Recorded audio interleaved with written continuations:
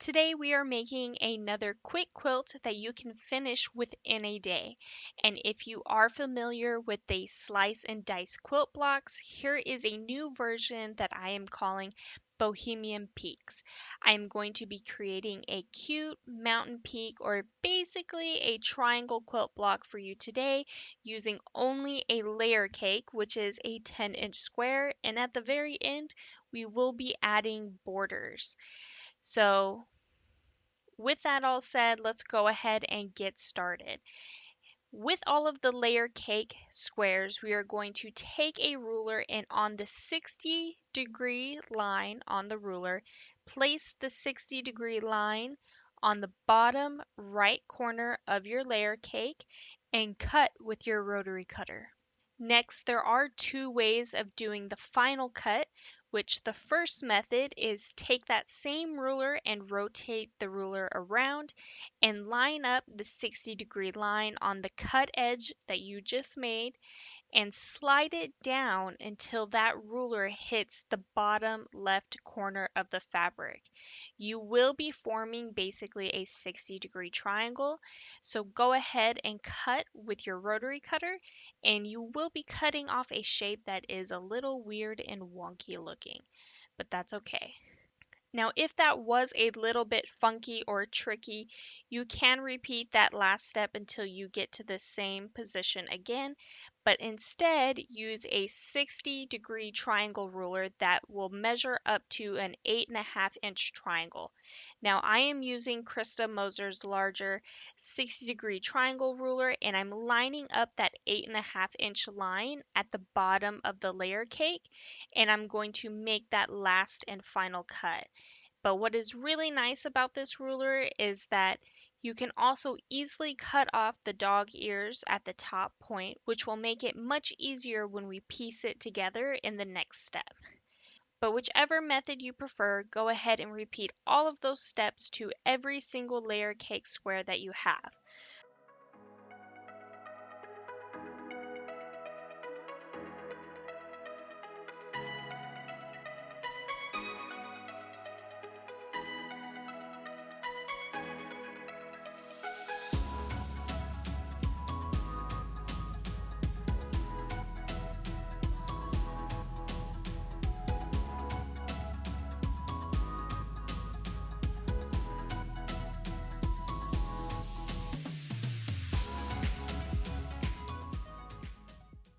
Also, don't forget that I will have a link for the pattern down below available in 5 quilt sizes as always, and links for the rulers will also be down below in the description as well.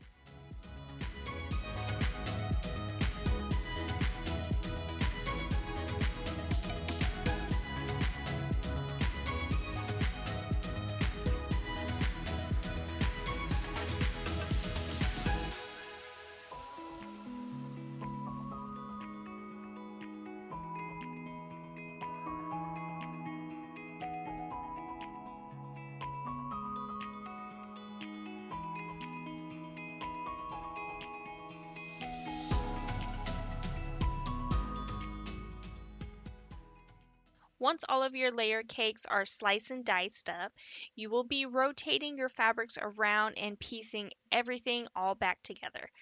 Now first select one print 60-degree triangle, and then for your other pieces make sure they are a different print from that triangle, but they are matching. And you'll first be sewing that left side together with a 1/4-inch seam allowance. And if you cut those little dog ear tips off, you will see that it actually lines up really perfectly and you can sew them together. Now, if you didn't cut those little dog ears off, you will have a 1/4-inch point sticking past it. Once you've ironed that seam open, lastly, you're going to sew the right side triangle piece to your block. And make sure your right corner at the bottom are lined up directly on top of each other, and that top portion of your block will sit just past about a 1/4 inch, and you'll sew it all together and press your seams open.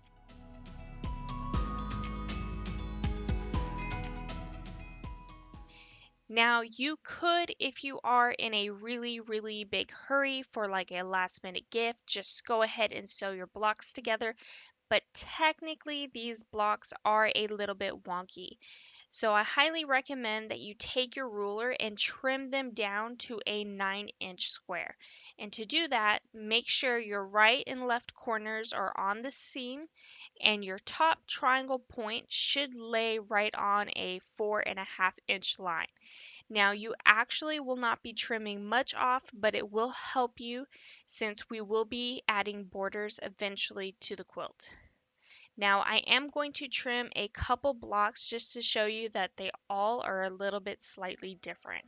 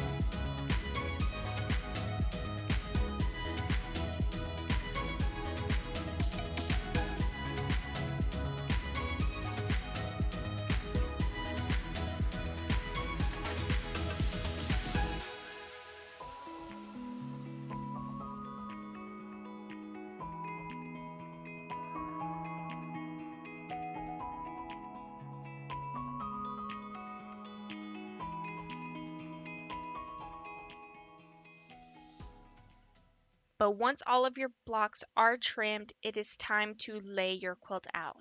You will need to follow the chart on the pattern to tell you how many blocks per row and how many rows per quilt. But all you're just going to do is lay your blocks side by side with that triangle point pointing up. And then once again, just sew your blocks together to form rows and lastly sew the rows together. But we are not done yet. Here are all of my triangle blocks sewn together and lastly we are going to add a border. Once again, though, depending on what size quilt you are making will also determine what size border. So since I am making a bed size quilt in the king version, we do have a chunky 9-inch border to cut. So here I have a huge bolt of fabric, which I will also be using as the backing of this quilt, and I'm going to cut 9-inch strips by width of fabric. Now, if you are making a throw size or smaller, your borders will actually be smaller in width.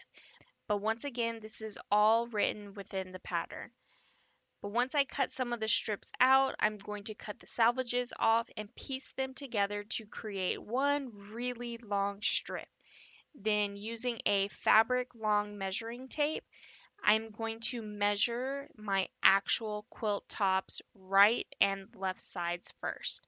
I personally like to do the right and left sides first, and I never put the exact measurements for border lengths within the patterns because you really need to measure your own personal quilt top to be more accurate.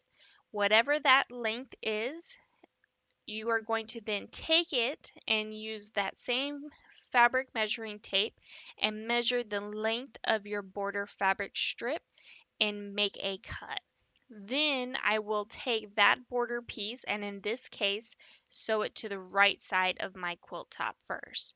Then I will just keep repeating these steps to the left side and then I'll work on the top and bottom borders. This will help you make sure that your quilt top will become more squared and more of a perfect squared quilt. But after all of that is done, you're finally finished. So if you could please take a moment to hit that like and subscribe button, hit that notification bell so you can be notified on how to quilt this quilt next, because we will also be going custom for the very first time ever on a king size quilt that I made. This is going to be exciting.